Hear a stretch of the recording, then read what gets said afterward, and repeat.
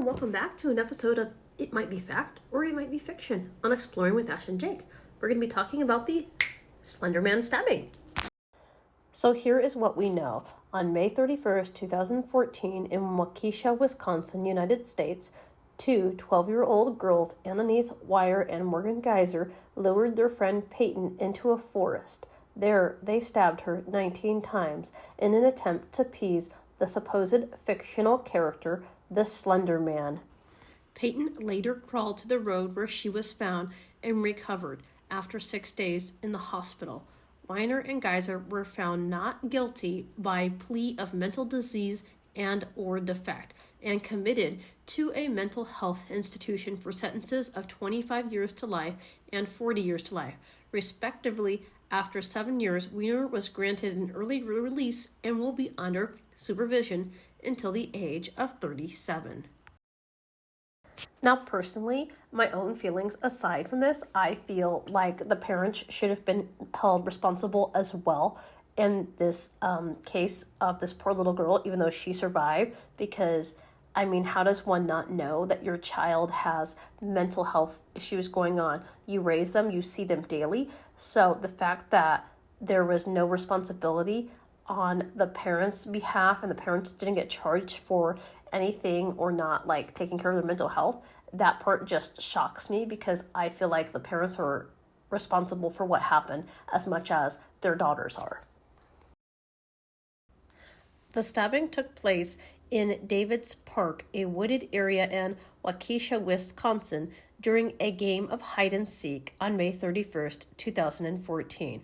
The perpetrators, Anissa Warren, born November 10th, 2001, and Morgan Geyser, born May 16th, 2022, pinned down Peyton Isabella, also known as Bella, a nickname used at the time of the crime, and stabbed her 19 times in the arms, legs, and torso with a 5-inch long, 13-centimeter blade.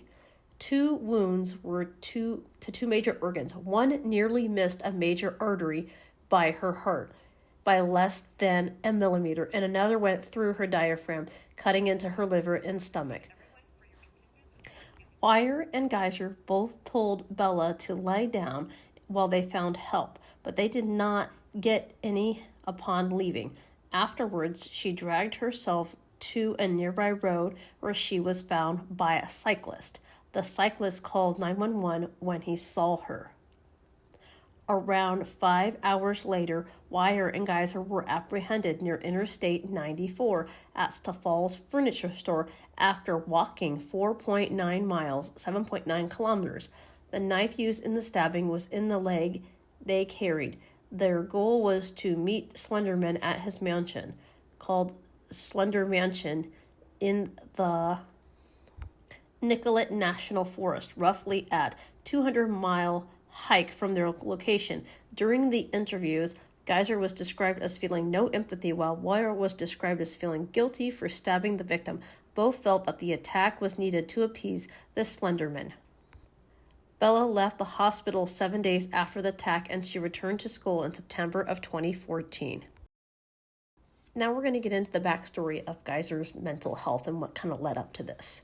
While Geyser was growing up, she experienced many hallucinations such as ghosts, colors, melting down walls, imaginary friends, one named Maggie and another named Sev. One hallucination that occurred often was of the man Geyser named called It, whose body was the color of smoke and ink and stood behind her in the mirrors, or shifted around in colors similar to that of Slenderman. After the arrest, Geyser's mother, Angie, stated she became floridly psychotic. Correctional officers saw Geyser talking to herself often, pretending to be a cat and keeping ants as pets. She saw unicorns as well as had continual conversations with this Slender Man and other fictional characters such as Severus Snape from Harry Potter. And in the fall of 2014, Geyser was moved into the Winnebago Mental Health Institute to determine if she would be competent enough to stand trial.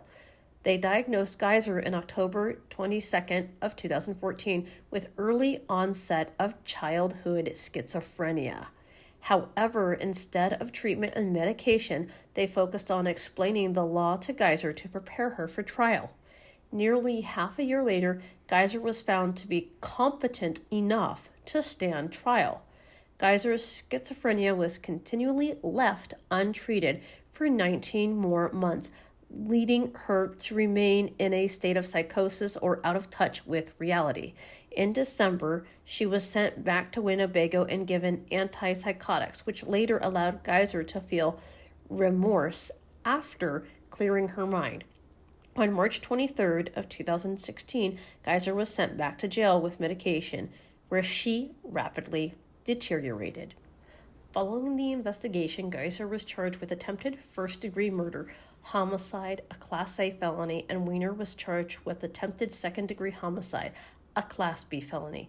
Due to the nature of the offense, both Weiner and Geyser were waived out of juvenile court and tried as adults.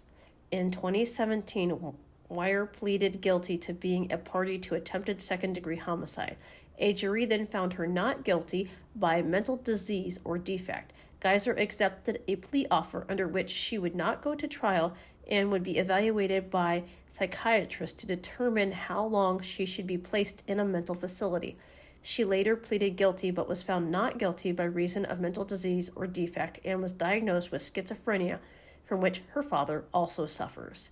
So I guess the question that I have is, if the mother knew the father suffered from this, why did they not have her evaluated? Why was she not put on friggin' medication for this? There's all kinds of medication out there for people who suffer from mental illnesses and schizophrenia that can help you ultimately lead a happier, healthier, loving life. And this would have never even happened. I'm sorry, my 2 cents worth. Schizophrenia usually is a genetic mental health condition that is either passed down from the mother or the father, or even both.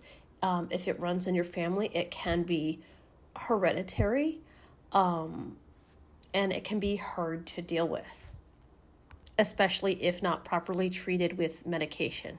It can lead to outcomes like this. Weiner was sentenced to 25 years to life and an intermediate sentence involving at least 3 years locked in confinement and involuntary treatment in state psychiatric institutes, followed by communal supervision until the age of 37. Geyser was given a maximum sentence of 40 years to life in intermediate sentencings involving the last 3 years locked confinement in addition to involuntary treatment in a state psychiatric institute until completed resolution of symptoms or until the age of 53, whichever may happen first, followed by continued communal supervision, periodic revelations and or reinstitution, and further treatment as needed, as required by the sentence imposed. While Geyser will periodically have the opportunity to petition for her release from a mental health facility in the future, she will remain under institutional care for the duration of the sentence. During her trial, Geyser has been committed to the Winnebago Mental Health Institute and was the youngest patient there.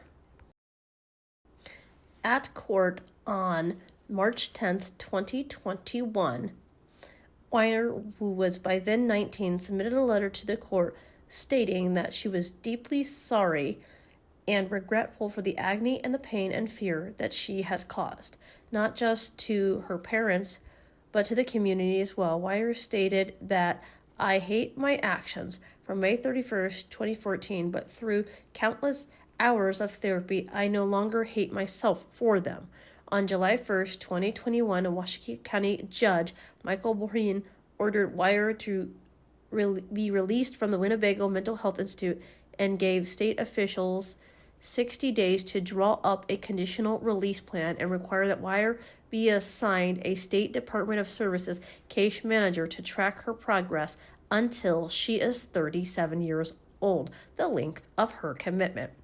On September 13, 2021, Weiner was released from multiple stipulations to include 24-hour GPS monitoring requirement and her to not leave Waukesha County without permission. Weiner will still have her internet usage monitored and will not be allowed to use any forms of social media. Wire will also be required to take medication and will be personally escorted to regular counseling sessions by a caseworker, where she will be required to live with her father during the probation. Great. 2 schizophrenic people living together. Sounds like a date for murder. In the aftermath following the stabbing, creepypasta Wikipedia was blocked through the Waukesha School District on Tuesday following the stabbing of Slenderman. For those of you who don't know, creepypasta is a fun little channel with short horror stories. I think the majority of them are fictional on YouTube. By the way, one of the best YouTube channels out there next to Parsmore Paranormal, which I also follow, and UFO and Angie Rick. Just a few to name a few. Anyway, back to what I was talking about. On Tuesday, following the stabbing, Slenderman creator Eric Kunsen said, "I am deeply saddened by the tragedy in Wisconsin, and my heart goes out to the families of those who are affected by this terrible act." Slosh Strenderden, the administrator of Creepypasta and Wiki, said that the stabbing was an isolated incident that did not accurately represent the Creepypasta community. He also stated that Creepypasta and Wicca was a literary website and that it did not condone the murder or the satanic rituals. Members of Creepypasta community held a 24-hour live stream on YouTube June 13th through the 14th of 2014 to raise money for the stabbing victim.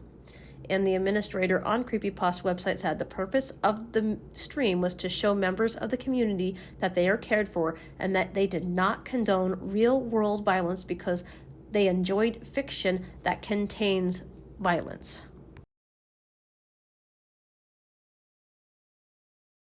I'm extremely intrigued by this case because people continue to say, even though this Slenderman character is fictional, that they have had several sightings on camping trips, walks through the woods, and what have you. So let me know in the comments below. What do you think? Is Slenderman real? Is Slenderman fictional? Whose side are you on in this case? Are you on the side of the family and the victim? Or do you side with the murderers? In this case, do you think that the mother and the father were in the wrong, since it is apparent that the schizophrenia was hereditary, as in the father has it, that they left their daughter untreated? Or do you think that they just had no idea that she was schizophrenic? A lot of these things went dealt with for a long period of time, and there are telltale signs about mental illness. As always, I will let you, the fans, decide. As always, we want to thank everyone for your continued support, new and old subscribers. I hope everyone is having a wonderful fall. So let me know, as always, what you think in the comments section. Some stories are bright and funny, others are daunting and dark, and some are just downright bizarre. As always, stay weird, keep exploring, and giddy up, Sparkleforts. There's chaos to spread.